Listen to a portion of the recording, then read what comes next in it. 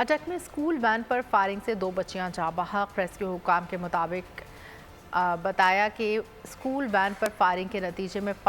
5 بچے زخمی بھی ہوئے ہیں، جن کی عمریں 5 سال سے 10 سال کے درمیان ہیں، جبکہ فائرنگ سے وین کا ڈرائیور بھی زخمی ہوا ہے۔ ایڈیشنل ڈپٹی کمشنر نے بول نیوز سے بات بھی کی ہے اور اس حوالے سے بھی آگاہ کیا ہے،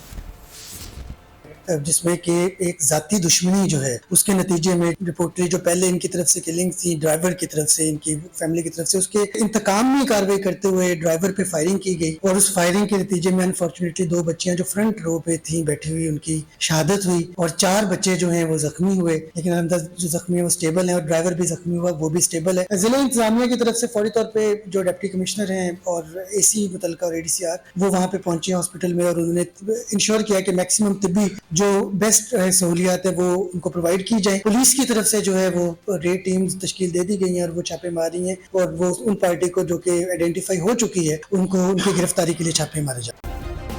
سبسکرائب کریں اور بیل دبائیں تاکہ کوئی خبر رہ نہ جائے۔